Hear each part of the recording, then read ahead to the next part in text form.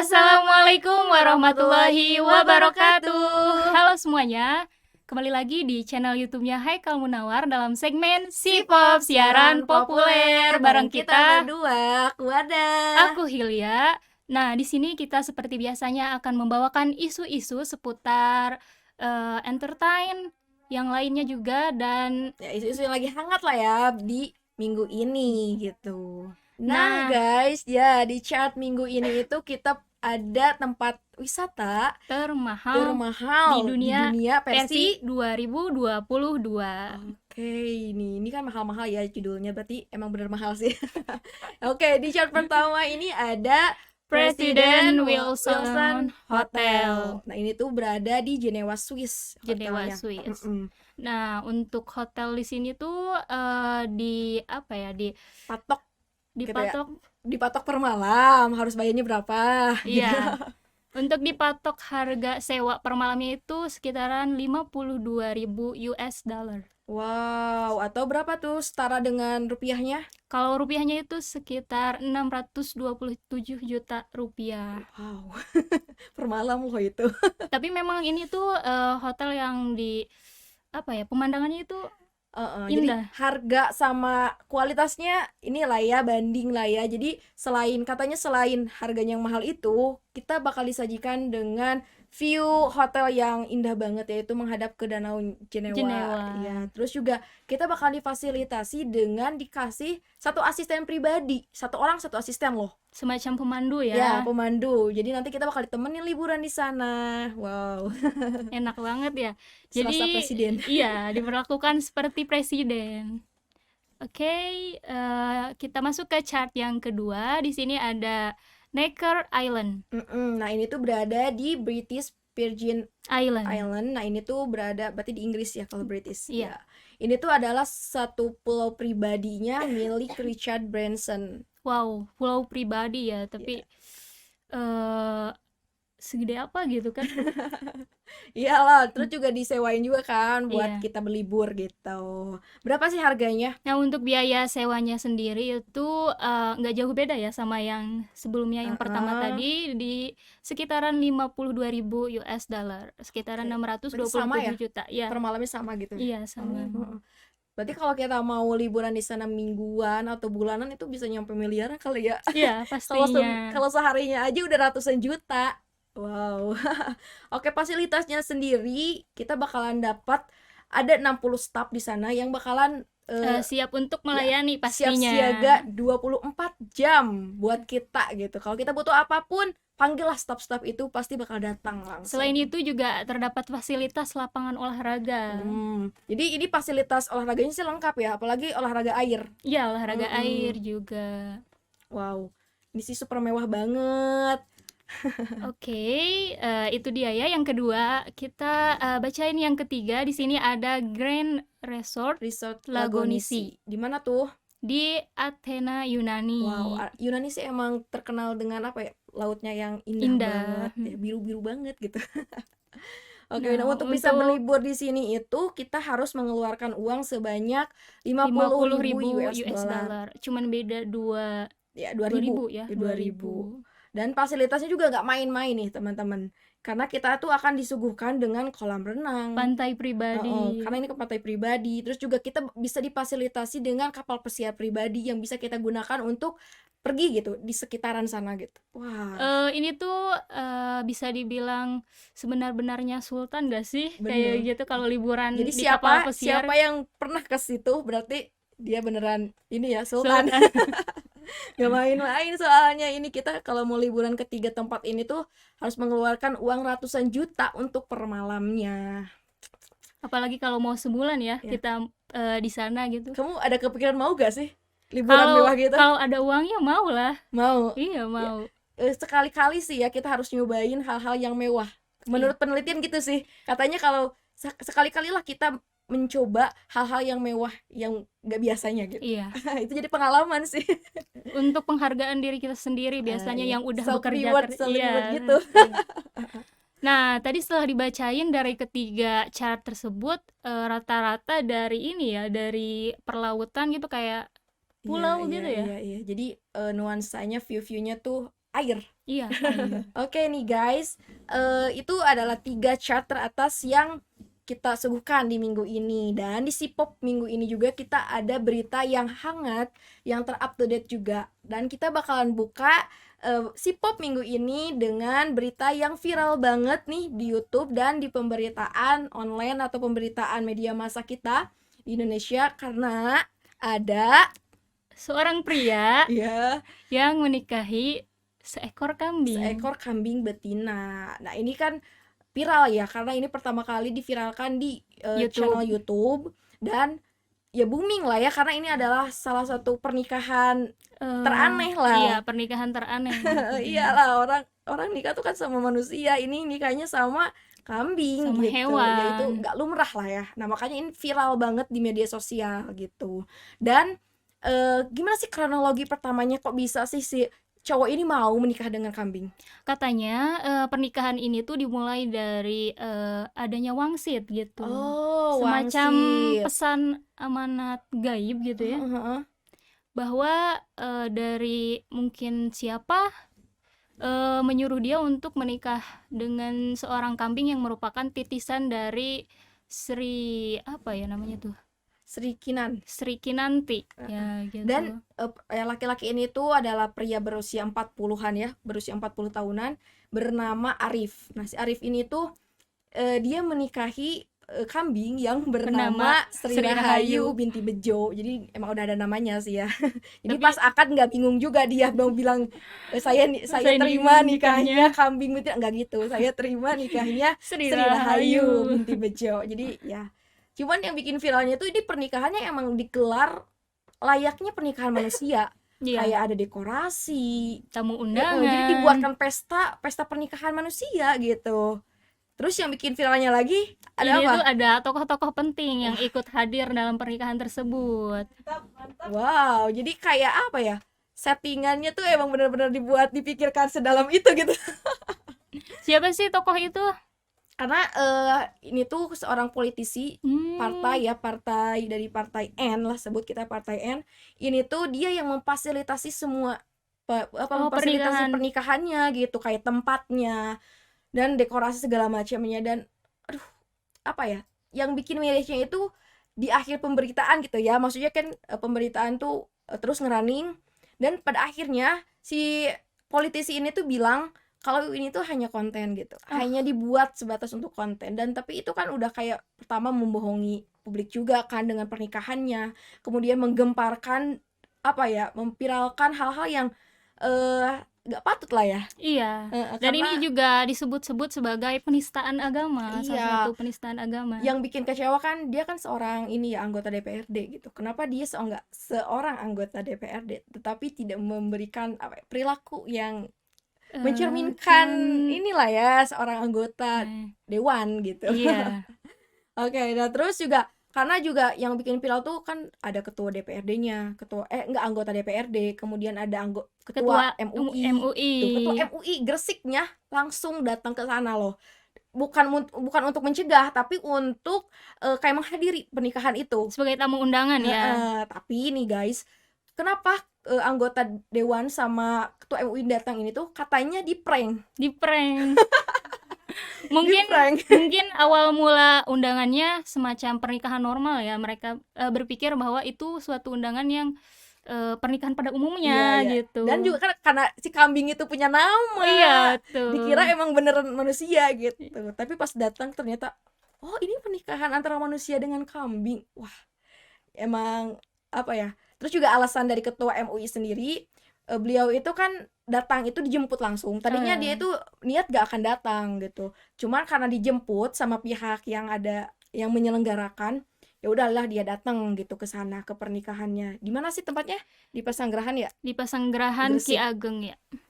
Nah, datang tuh dijemput, terus saat dijemput menghadiri pernikahan, dan ternyata ini ritualnya kayak gini gitu, aneh. Dan ketua MUI-nya mau pergi gimana, katanya nggak bawa mobil pribadi ya. Jadi terpaksa untuk menghadiri sampai selesai ya. Menyaksikan pernikahannya. Tapi setelah permasalahan ini terjadi ya pada akhirnya mereka apa namanya,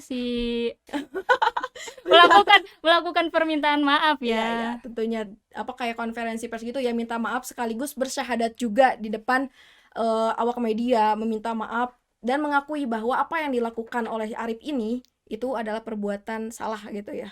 Dan dia berjanji tidak akan melakukan hal-hal yang semacam ini lagi gitu. Iya. Karena ini pertama nggak mengedukasi juga ya. Dan juga udah tadi apa penistaan agama Penistaan juga. agama. Karena menurut apa ya, menurut MUI di sana dan menurut apa ya, organisasi-organisasi masyarakat Islam juga menyebutkan bahwa pernikahan itu bukan sesuatu hal yang bisa dipermainkan gitu. Iya, Jadi ritual pernikahan itu sakral. Iya sakral. gitu. Apalagi ini dipermainkan dengan seekor hewan gitu. Jadi aduh, kayak yang benar-benar melecehkan kata pernikahan itu gitu. Iya. Nah, itu untuk pemberitaan yang pertama gitu. Pro kontra antara pernikahan si pria dan juga kambing. Pernikahan aneh. Oke, kita masuk ke pemberitaan yang kedua, yaitu datang dari Garut.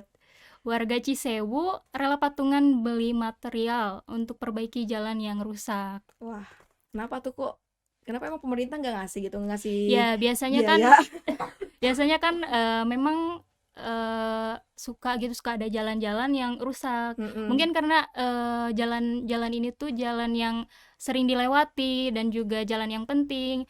Terus masyarakat juga merasa bahwa lama untuk penindakan dari pemerintah. Akhirnya mereka berinisiatif untuk memperbaiki jalan secara sendiri. bergotong royong gitu, mandiri. Terus juga katanya panjang jalan yang rusaknya tuh nyampe 15 kilometer. Panjang banget ya itu. Kalau jadi apalagi kan tadi disebut itu tuh jalan penting lah ya. Iya. Jalan kabupaten yang sering dilewatin banyak masyarakat di sana. Dan kalau misalkan dibiarin rusak kan bahaya juga. Misalkan kalau ada orang yang sakit kan susah juga. Terus juga kalau ada ibu yang mau melahirkan susah juga. Iya. Gitu. Ini tuh terjadi di Cisewu, di mana Ya. jalan ini tuh yang menghubungkan antara desa Pamalayan dengan dan desa Cikarang, Kecamatan Cisewu. Semoga sih dengan adanya pemberitaan ini pemerintah gercep ya, gerak cepat gitu untuk segera memberikan bukan donasi sih. Ya, biaya lah ya. Penanganan. Ya, biaya untuk memperbaiki jalan tersebut. Iya, betul. Nah, perbaikan tersebut tuh memang tidak totalitas mungkin. Iya, jadi bukan memperbaiki jalan emang bener kayak jadi halus gitu ya. Enggak, tapi kayak kalau ada yang rusak ditambal dikit lah ya untuk memperenak sedikit lah. Iya, agar layak untuk dilewati saja gitu, supaya tidak ada kecelakaan kecil yang terjadi gitu saat melewati jalan. Terus juga katanya udah sebanyak 4 kali dilakukan perbaikan. Oh, dari tanggal 6. Dari tanggal 6 Juni kemarin itu udah terhitung 4 kali perbaikannya gitu. Kemudian juga ini nggak dilakukan masif gitu sama masyarakat. Cuman dilakukan gotong royong setiap hari Senin. Jadi nggak tiap hari itu masyarakat memperbaiki jalan-jalan itu, enggak. Seminggu sekali berarti ya? Iya, gitu katanya. Ya, semoga dari kejadian ini ya pemerintah lebih memperhatikan kembali jalan-jalan penting yang memang untuk mendukung transportasi yang aman gitu ya. Iya, betul-betul. Jadi biar nyaman lah ya masyarakatnya juga gitu. Iya. Oke, next di berita ketiga kita ada hal yang cukup dibanggakan ya. Aku juga baca berita ini jadi wow, aku bangga loh sama Indonesia punya teknologi secanggih ini. Ternyata bahkan ini kan dipuji sama Amerika gitu, masyarakat Amerika. Di sini tuh beritanya bahwa fitur ATM Indonesia ini dipuji oleh warga Amerika Serikat ya. Tuh kan warga Amerika Serikat aja ini muji fitur-fitur yang ada di ATM kita. Iya. Tapi kita sebagai warga Indonesia yang tidak menyadari bahwa kita itu ternyata memiliki sesuatu yang patut dibanggakan. Iya, karena gitu sih. Kadang kamu ngerasa gak sih kalau kamu misalkan teman kamu ada sesuatu hal yang baik, kamu kan gak sadar kan? Iya. Tapi kalau yang jeleknya kelihatan. Nah gitu mungkin. Nah ini juga kenapa sih kata warga AS ini tuh yang membedakan itu adalah fitur ATM di Indonesia itu lebih lengkap. Ya, lebih lengkap. Kayak kita bisa narik uang, kita bisa bayar apapun lewat ATM, transfer ya. Sedangkan kalau di Amerika itu fitur ATM nggak kayak gitu. Hanya berlaku terhadap penarikan tunai mungkin Iya, ya, penarikan sama tunai aja. kartu kredit, penggunaan Mm-mm. kartu kredit. Karena di Amerika juga kebilangnya masyarakatnya itu lebih banyak menggunakan transaksi uang itu menggunakan Kartu, kartu debit, kredit, dan pakai cash gitu ya, iya, atau cek gitu. Jadi nggak banyak kayak kita kan, kita mah serba kayak misalkan kita mau bayar Shopee Pay iya, ya, kita tinggal bisa bisa klik. store uangnya kemana aja gitu. Oh iya, Gitu. Jadi fiturnya emang canggih sih ya. iya, fiturnya sangat-sangat memudahkan gitu kan. Sedangkan kalau di Amerika sendiri mungkin belum Lengkap bervariasi ya, itu ya. selengkap ini gitu. Mm-mm. Makanya itu dipuji-puji Iya, sama warga asing gitu ya, guys. Wow, bangga dong, bangga gak? bangga. Bangga. Oke Oke, guys, di berita berita keempat keempat. di sini terdapat berita yang agak keluar keluar bumi, keluar bumi. Ya, keluar dunia kita di Ya, bumi ini. Ada di mana? Ada di luar di angkasa. di luar angkasa. Di Ya, sini ada peneliti menyebutkan bahwa terdapat 4 bangsa alien yang dapat menyerang bumi. alien jahat ya, Ya, alien jahat. yang bisa menyerang bumi. Nah, hal ini itu diceritakan dalam studi baru yang terbit di database Pracetak Arsif yang menyebutkan bahwa ada 4 bangsa alien jahat yang bisa menyerang bumi jika mereka bisa gitu. Jika mereka bisa, jadi Jika mereka kalau bisa. nggak bisa ya nggak bakal ada gitu ya. Iya, cuman katanya kemungkinannya pun sangat sangat sangat sangat kecil gitu.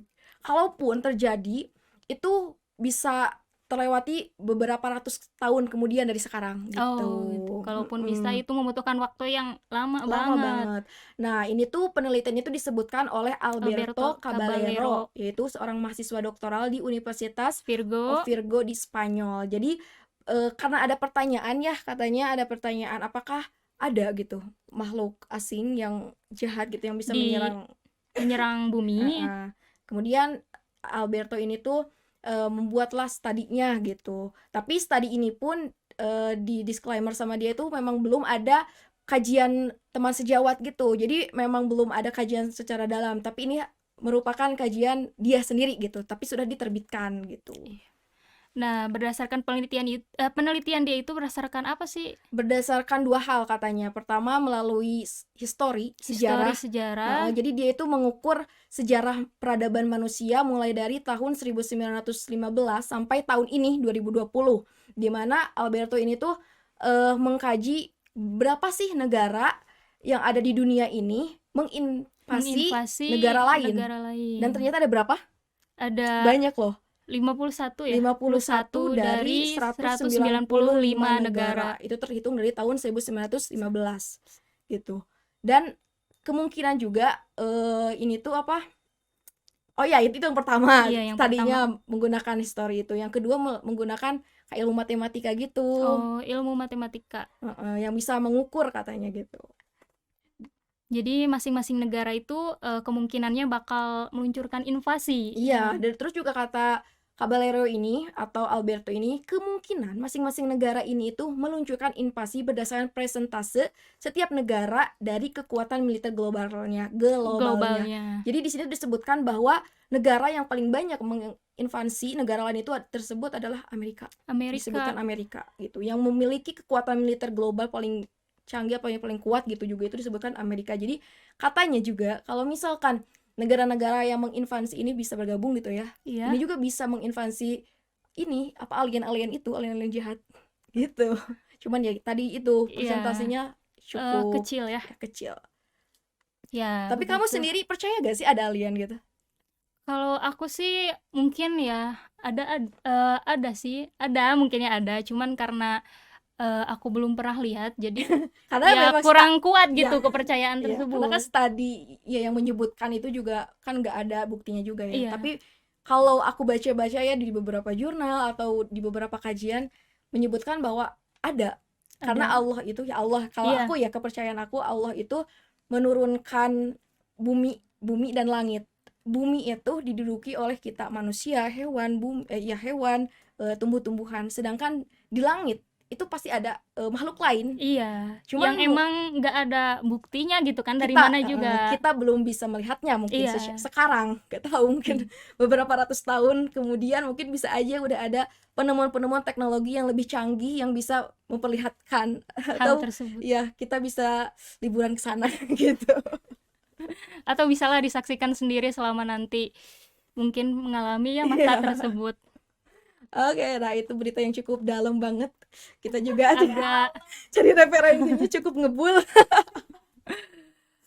Dan di berita terakhir nih ada berita dari Indonesia yang cukup viral lagi nih. Di Tadi kita dunia- dibuka dengan yang viral, sekarang ditutup beritanya sama yang viral juga. yang viral juga terjadi di dunia perwisataan.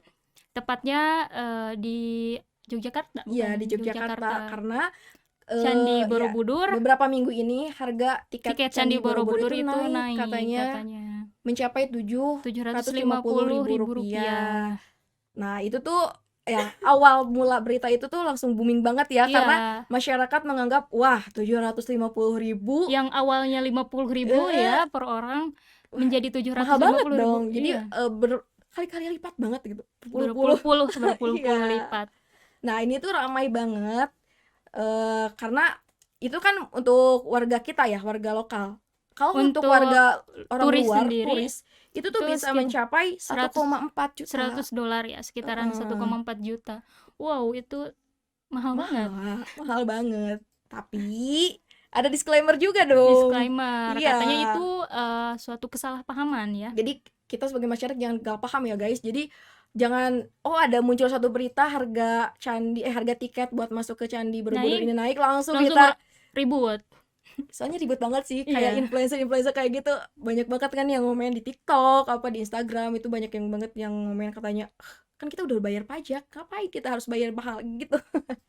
Tapi ternyata memang untuk kenaikan harga tersebut itu bagi wisatawan yang ingin naik ke candi itu, stupa itu. Gitu.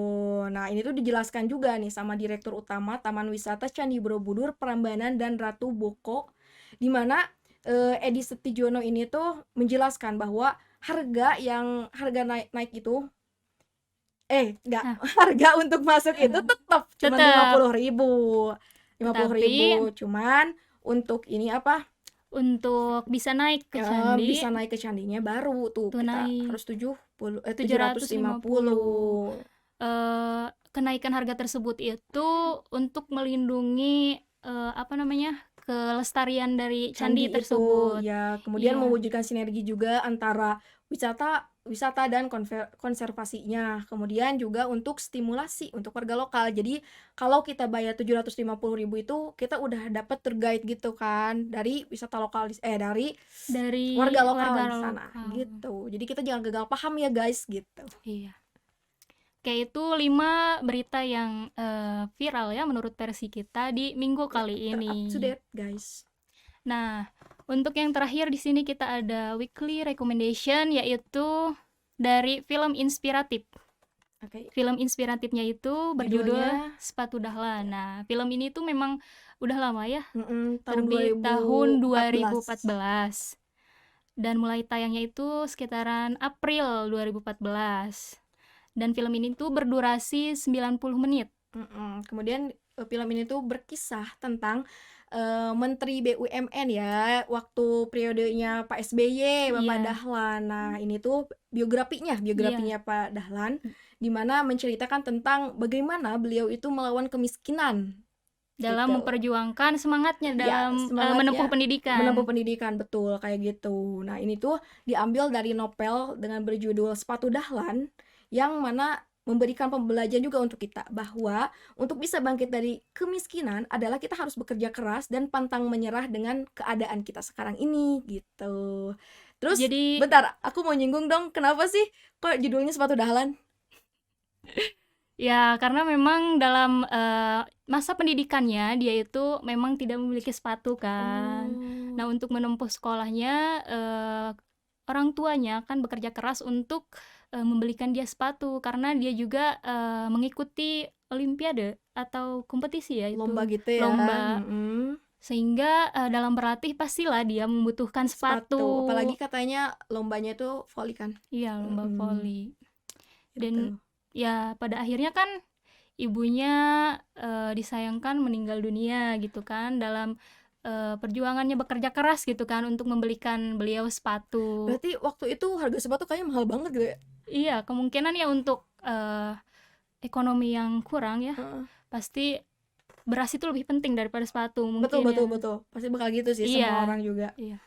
Dan tapi akhirnya juga berkat kerja keras ayahnya ini ya Dapat dapat sepatu juga ya. Iya, dapat terbelikan sepatu. Pokoknya itu Tapi ini bukan membahas tentang sepatunya Pak Dahlan tapi Tapi tentang perjuangannya ya guys perjuangan. ya. Jadi intinya itu menginspirasi banget lah filmnya ya.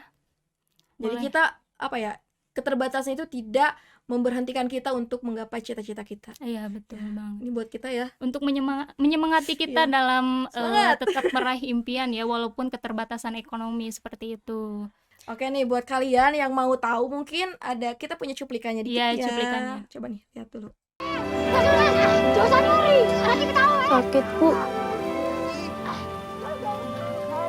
Enggak, Le. Lebih sakit kalau punya anak suka mencuri. Sugih tanpa iman, apa melarat ananing iman? Sugihanan ning iman, Pak.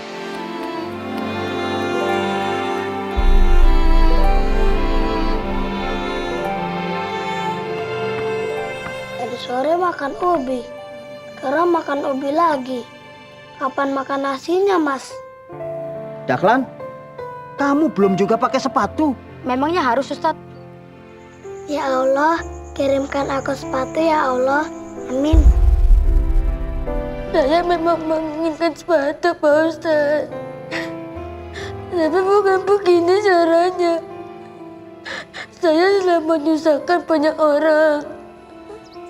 Sekarang saya malu. Maaf, Pak. Saya enggak sengaja. Nggak sengaja, kalau sengaja itu namanya kurang ajar. Kenapa perut saya diikat, Mas? Ya turunan lapar. Nah, itu barusan itu dia. cuplikannya ya. Sedikit cuplikannya ya. Kalian wajib nonton nih. Ini adalah salah satu film motivasi ya buat kita yang lagi memperjuangkan hal yang sama mungkin, atau mungkin juga bisa jadi motivasi kita bahwa apa yang sedang kita perjuangkan itu gak bakal sia-sia Allah kalau misalkan kita mau bekerja keras. Iya, betul banget. Wah, nih Sibop minggu ini kayaknya harus sudah berakhir nih guysnya. Udah beberapa chat tadi udah kita bacakan, kemudian Sibop minggu ini juga, dan rekomendasi yang gak Rekomendasi. boleh kalian lewatkan nih guys. Dan kita harus kayaknya pamit undur diri nah guys. Tapi sebelum Dicukupkan itu, sampai sini. mm-mm, sebelum itu kalian wajib banget follow Follow. dulu Instagramnya Konten Hari Ini, karena di situ bakal banyak banget informasi terkait kita. Kok gitu sih? Enggak. Update Pokoknya terbaru ya. updatean terbaru Dari tentang konten. konten-konten di YouTube-nya Haikal Munawar. Gitu guys, dan banyak juga info-info menarik gitu, jadi jangan lewatkan. See you guys. Assalamualaikum warahmatullahi Wassalamualaikum wabarakatuh. warahmatullahi wabarakatuh.